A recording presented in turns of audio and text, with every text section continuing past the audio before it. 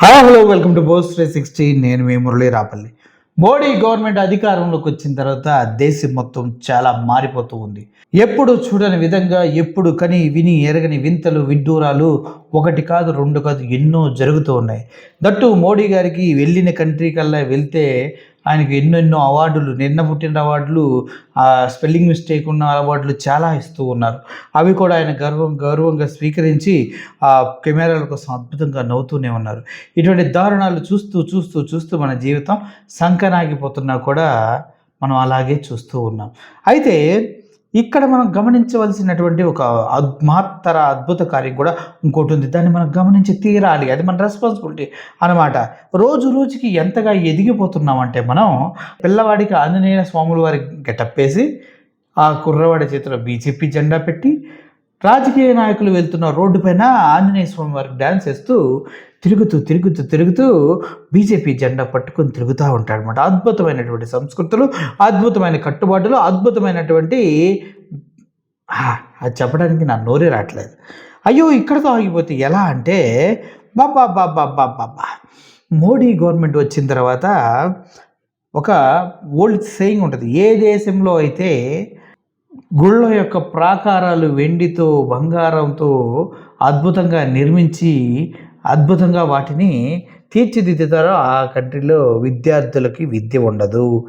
మతం అనేది ఛాందసవాదం పైన వారు నిర్మించుకుంటూ వెళ్తున్నటువంటి ఒక రాజకీయ కుట్ర కోణం మాత్రమే కనిపిస్తూ ఉందనేది గతంలో తెలిసినటువంటి వాస్తవం.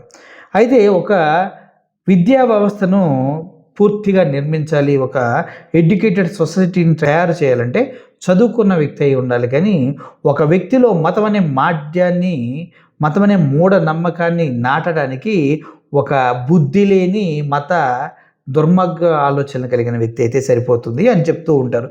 మరి మోడీ గారికి ఏ ఆలోచనలు ఉన్నాయో ఇక్కడ నేనైతే చెప్పట్లేదు. కానీ ఇప్పుడు దేశవ్యాప్తంగా మనం గుళ్ళని ఎంత పవిత్రంగా పూజిస్తామో, గుళ్ళో దేవుడిని ఎంత పవిత్రంగా పూజిస్తామో నాకు బాగా తెలుసు. ఎందుకంటే పుట్టినప్పటి నుంచి మేము సుబ్రహ్మణ్య స్వామిని పూజిస్తాం, శివుణ్ణి పూజిస్తాం కాబట్టి. సో అంత పవిత్రంగా ఉంటే గుడికి వెళ్తే కనీసం స్నానం చేయకుండా, పవిత్రంగా లేకుండా, ఏది పట్టుకోకుండా వెళ్ళి గుడికి వెళ్ళి పూజ చేయించుకొని పుట్ట చుట్టూ 4 రౌండ్లు తిరిగి రామ మందిరంలో గోళ్లపైన ఉన్నటువంటి హరే రామ రామ రామ హరే హరే, హరే కృష్ణ కృష్ణ కృష్ణ హరే హరే ఇట్లా చదువుకుంటూ గుళ్ళు చుట్టూ తిరిగిన మా జీవితాలు చాలా అద్భుతంగా ఉన్నాయనుకుంటే గత 12 సంవత్సరాల నుంచి తల్ల క్రిందులుగా వెళ్తున్నాయి. ఎందుకురా అంటే ఇట్లాంటి దరిద్రాలు చేయటం వల్ల. ఇది మీరు చూస్తున్నది. ఇప్పుడు మీకు వరుస పెట్టి వీడియోలు చూపిస్తా. ముజ్రాయిన్ టెంపుల్, ముజ్రాలు టెంపుల్లో ఉన్నారంట. ముజ్రా డ్యాన్స్ తెలుసుగా మీకు.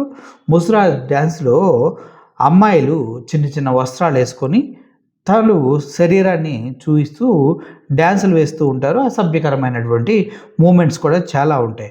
Apsara స్వయింగ్ her west to please. శివాలయంలో జరుగుతున్నటువంటి ఈ ముజ్రాని మీరు కనుక మీరు చూసినట్లయితే మన దేశ సంస్కృతిలో, సాంప్రదాయాల్లో ఈ అశ్లీల నృత్యాలు గుళ్ళల్లోకి వచ్చేసాయి. మా గౌరవనీయులైనటువంటి మోడీ గారి ప్రభుత్వంలో అని చెప్పక తప్పట్లేదు. ఏం చేద్దాం? సిగ్గు శరం అమ్మకి అబ్బకు పుట్టిన ఏ నా కొడుకైనా ఈ వీడియో చూసి అది కరెక్ట్ అంటే మాత్రం ఒక్కసారి మీ DNA టెస్ట్ చేయించుకొని మీ అమ్మ మీ నాన్న కంపేర్ చేసుకోవాల్సిన అవసరం ఎంతైనా ఉంది. ఎందుకంటే పవిత్రమైన గుళ్ళల్లో అశ్లీల నృత్యాలు వేసే వాళ్ళని సమర్థించే వాళ్ళకి అంతకన్నా ఎక్కువ నేను చెప్పాల్సిన అవసరం ఉంది. ఈ కల్చర్ని మోడీ మన ఇండియాలో ప్రవేశపెట్టినందుకు, ఇలా అశ్లీల నృత్యాల్ని గుడుల వరకు తీసుకొచ్చినందుకు బీజేపీ గవర్నమెంట్కి నేను శిరస వంచి హ్యాట్స్ ఆఫ్ చెప్తున్నాను. ఎందుకంటే మాకు కూడా ఎంటర్టైన్మెంట్ కావాలి. అంగాంగ ప్రదర్శన చేస్తూ ఇష్టం వచ్చినట్టు తాగుతూ ఎంజాయ్ చేసే జీవితం ప్రతి ఒక్కరికి అవసరమే. దానికి మేము కాషాయ వస్త్రాలు వేసుకొని కసిగా డ్యాన్స్ చేస్తుంటే ఇంకా దాని గురించి చెప్పాల్సిన అవసరం లేదు. కాషాయ వస్త్రాలతో కసిగా డ్యాన్స్ చేస్తూ కసిగా వాళ్ళు వేసే మూమెంట్స్కి అబ్బా గుళ్ళో పెట్టి రికార్డింగ్ డ్యాన్స్లు వేస్తుంటే ఆ నడుముప్పులు చూస్తూ డబ్బుల్ని మనం ఇలా గాల్లో ఇలా ఊపుతూ ఉంటే ఆ కాషాయ వస్త్రాలు వేసుకొని వాటిపైన గుళ్ళ మధ్యలో రంగుల బట్టలు మళ్ళీ వాళ్ళు కూడా కాషాయ వస్త్రాలు, దానిపైన దేవునికి సంబంధించిన స్లోగన్స్ ఉండి డ్యాన్స్ వేస్తున్నా కూడా మనం భలే ఎంజాయ్ చేస్తాం కదా. అబ్బాబ్బా, మామూలుగా లేదు, డబ్బులు గాలిలో మామూలుగా చూపించట్లేదు ఒక్కొక్కళ్ళు. కమాన్, ఇప్పుడు చూస్తున్న వీడియోస్ అంతా మీరు చూడొచ్చు. ఒకసారి ఇక్కడ జరుగుతున్న అద్భుత విన్యాసాలని, అశ్లీల నృత్యాలని, అద్భుతమైనటువంటి హిందూ సాంప్రదాయాలని పక్కదారి పట్టిస్తూ అద్భుతంగా అమ్మాయిలకి సెక్స్కి ఈ యువతని బానిసలుగా చేస్తున్నటువంటి మోడీ గవర్నమెంట్ యొక్క గొప్పతనాన్ని మీరు కళ్ళార చూడాలని నేను మనసారా ఆశిస్తూ ఉన్నా. ఒకసారి ఈ వీడియోస్ అన్నీ చూడండి, బాగుంటాయి.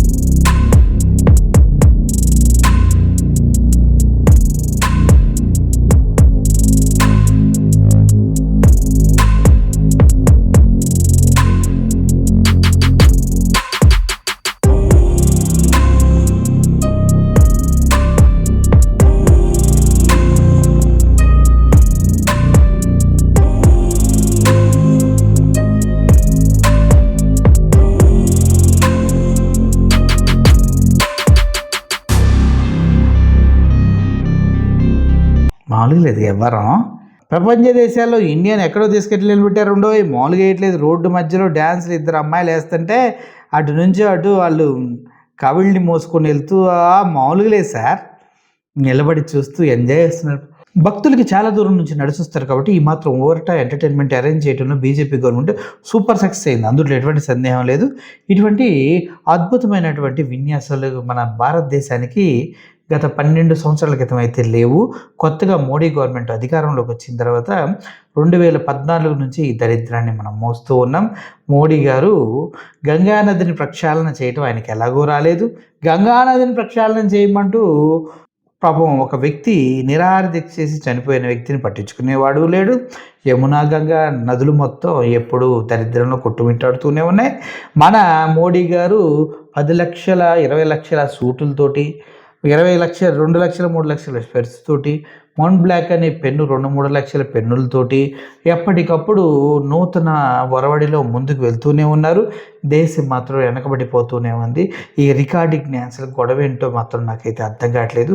ఈ రికార్డింగ్ డ్యాన్సుల పైన నా వీడియోలు చూస్తున్నటువంటి కొంతమంది హిందుత్వ భావజాలం కలిగినటువంటి రాములమ్మ గారిని ఇదో కోవా పన్నులో ఏమి లేకపోయినా కుక్కలాగా అరిసి రచ్చరచ్చ చేసిన ప్రియా చౌదరి గారిని, అరే వేరే గవర్నమెంట్ వస్తే భూములు అమ్మేస్తారా అంటూ అసత్య ప్రచారాలు చేస్తున్న హైకోర్టు అడ్వకేటు మన సుంకర గారిని, సుంకర వంకర ఏదో ఉంటుంది, ఏమేమి ఉంటుంది ఆవిడ మోనికా సుంకర అనుకుంటా, మోనికా సుంకర గారిని, అదేవిధంగా ఫెయిల్యూర్ హీరోయిన్గా తనంటూ ఏదేదో ఒక సినిమా చేసి అదే ఆధారంగా చెప్పుకొని ఇప్పటికీ దానిపైనే బతుకుతున్నటువంటి మాధవీలత గారికి, ఇంకొక ఆవిడ ఆవిడ ఉంటుంది, ఆవిడ గురించి నేను చెప్పను బాసు, నా ఫ్రీ సర్లే కానండి. వీళ్ళంతా గొప్ప వ్యక్తులు, వీటిపైన రెస్పాండ్ అవ్వాలని నేను మనసారా కోరుకుంటున్నాను. ఎందుకంటే హిందూ వ్యవస్థను బస్టు పట్టించడంలో మీలాంటి వాళ్ళు నెంబర్ 1, మోడీ గారు నెంబర్ 2నే. ఎందుకంటే దేశవ్యాప్తంగా వాళ్ళు మన తెలుగు భాష రాదు కాబట్టి నానా కష్టాలు పడి త్రిభాషా విధానాన్ని ప్రవేశపెట్టినా దాన్ని తిప్పికొట్టారు సౌత్ ఇండియన్స్. ఇప్పుడు త్రిభాషా విధానం ఎలాగో లేదు కాబట్టి ఆ భాష తెలిసిన వాళ్ళకి ముష్టి పడేసి ఆ భావజాలాన్ని ప్రజల్లోకి తీసుకెళ్తారని చూస్తున్నటువంటి బీజేపీ గవర్నమెంట్ తొత్తులుగా మారి వాళ్ళు ఇచ్చే చిల్లరకి కక్కుర్తుపడుతున్న మిమ్మల్ని నేను సిగ్గు లేకుండా సమాధానం చెప్పమని అడుగుతూ ఉన్నా. ఈ హిందూ ధర్మం పైన మీ ఒపీనియన్ ఏంటి? ఈ రికార్డింగ్ డ్యాన్సులు గుళ్ళల్లో గర్భగుడిలో చేసేవారిపైన మీ ఒపీనియన్ ఏంటి? మీరు కూడా ఎంటర్టైన్ అవుతారా ఇటువంటి వాటిని చూసి? దేవుడికి పైన విలువ ఉందా లేదా? ఉంటే ఇటువంటి వాళ్ళని ప్రశ్నిస్తారా లేదా? మోడీ గవర్నమెంట్లో ఇవి జరుగుతున్నాయి అంటే మోడీ ఫెయిల్యూర్ కాదా అవునా? ఈ విషయాలు చెప్పండి. Thank you for watching this video. Murali signing off. Thank you so much.